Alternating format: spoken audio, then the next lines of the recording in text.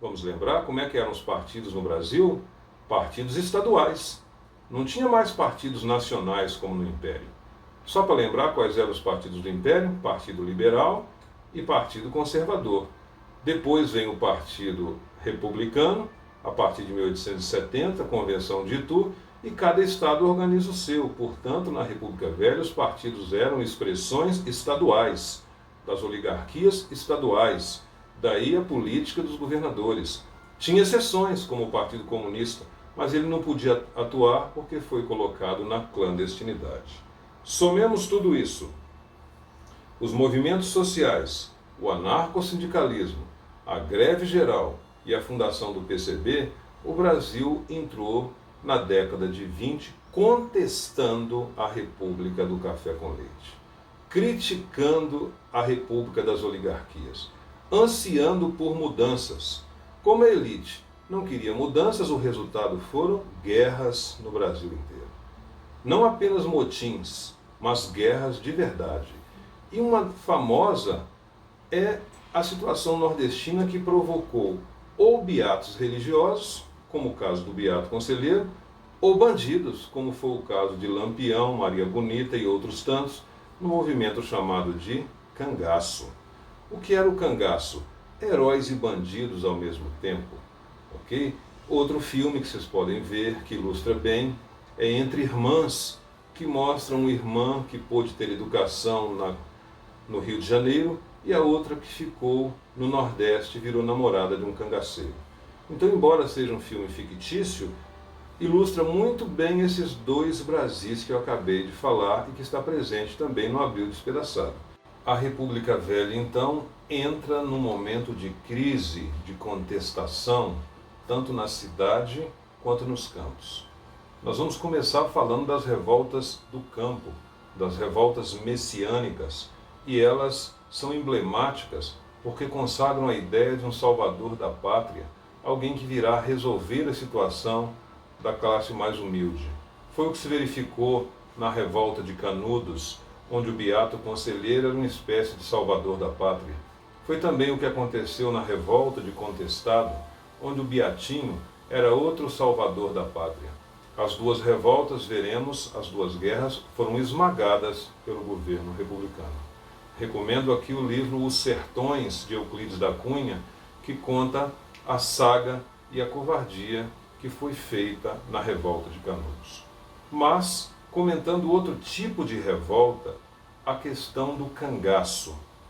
No Nordeste, os menos favorecidos tinham duas opções: ou viravam fanáticos religiosos, como no caso do Beato Conselheiro, ou bandidos, bandoleiros, como no caso de Lampião e Maria Bonita. Eles eram heróis e bandidos ao mesmo tempo, estavam a serviço dos coronéis, expulsavam poceiros de suas terras, mas por outro lado também invadiam comércios, distribuíam comida para a população. Eram odiados e amados ao mesmo tempo, tanto pela elite nordestina quanto pelo povo, que via neles, na expressão da época, os cabras machos. Tanto que o governo organizou as volantes. O que eram volantes?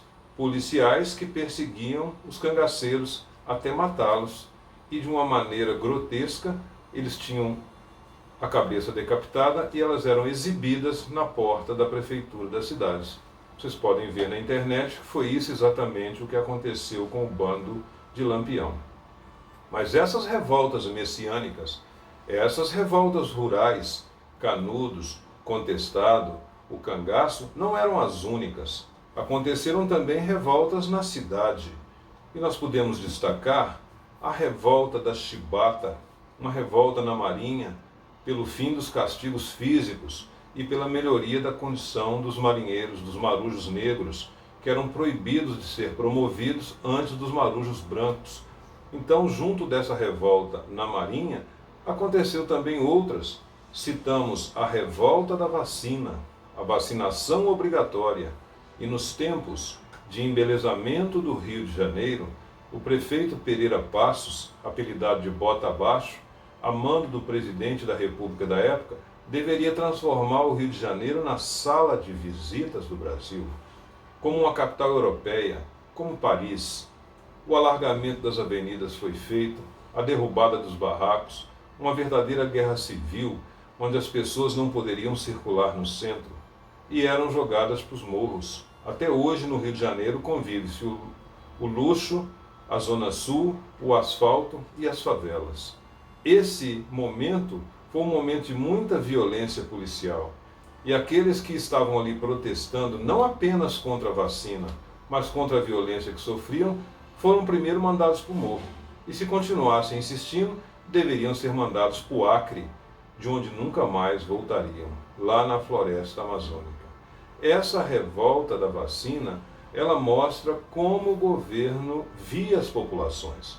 Não adianta fazer uma campanha esclarecendo que a vacina pode ser um bem.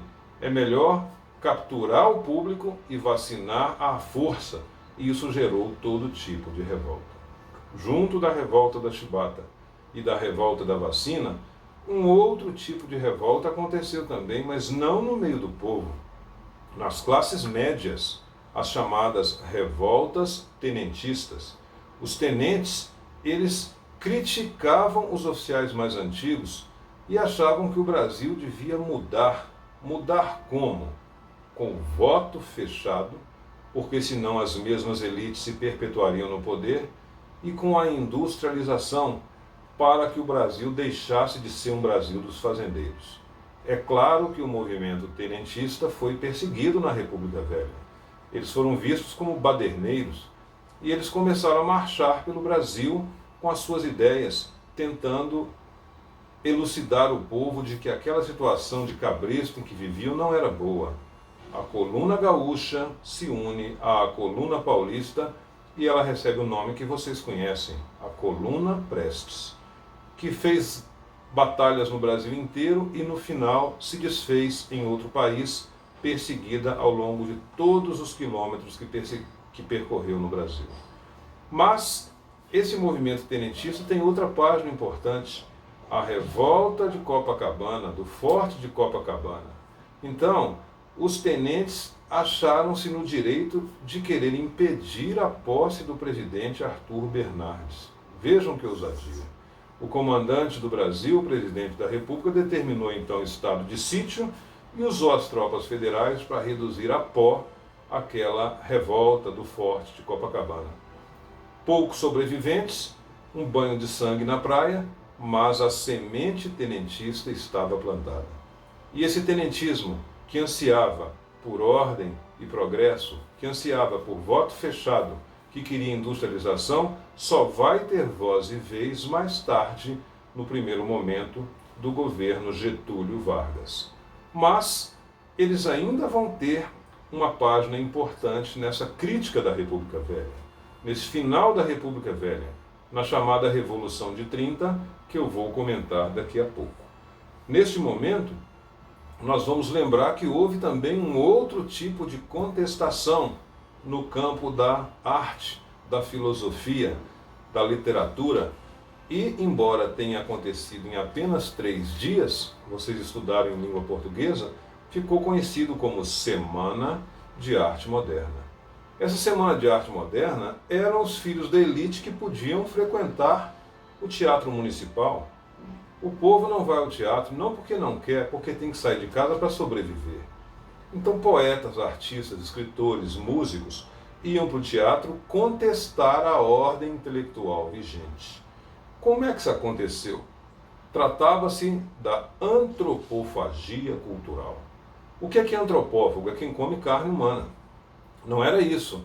Era comer as vanguardas europeias, cubistas, futuristas, engolir, digerir e regurgitá-las à maneira verde e amarela, à maneira brasileira. Tratava-se então de olhar para o Brasil, de responder à pergunta que não queria calar. Quem é o povo brasileiro? Quais seus valores? A Primeira Guerra Mundial trouxe um problema. Éramos todos apaixonados pela França, querendo falar francês, mas agora a carnificina e o sofrimento humano durante a guerra trouxe críticas.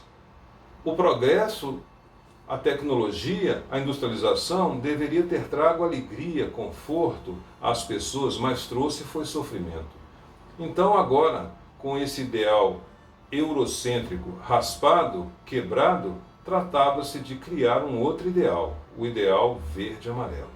É neste contexto que surge o livro Macunaíma, transformado em filme e que mostra a história de um herói preguiçoso, de um herói mentiroso, de um anti-herói, que não é o herói típico, mas que monta no tuiuiu, o pássaro símbolo do Pantanal, e visita as regiões brasileiras e percebe que o Brasil é misturado, é miscigenado. O próprio Macunaíma é negro, é índio e é branco ao mesmo tempo. E a pergunta é: quem é o povo brasileiro? Então, esse livro crítico de Mário de Andrade é, pelos mesmos modernistas, combatido na visão do Martim Sererê, um soldado verde-amarelo que não critica, sempre pronto a defender as cores e as virtudes do Brasil. As duas visões se implantam e outros artistas se colocam, como Villa-Lobos, que inclui instrumentos africanos, tambores, atabaques, junto da orquestra, escandalizando quem assiste. Outros pintores, como Tarsila do Amaral, rompem com as formas renascentistas. O Abaporu, quadro símbolo dessa época, que esteve em mãos argentinas e recentemente repatriado, é símbolo do movimento modernista. O Abaporu e outras obras consagram essa crítica do estabelecido. Então, vejamos, teve crítica social, movimentos sociais, movimento trabalhista? Teve. Teve guerras no campo e nas cidades? Teve. Teve movimento intelectual? Também. O que restava acontecer? Uma grande crise que colocasse fim à República Oligárquica. E não apenas uma, duas crises se estabeleceram.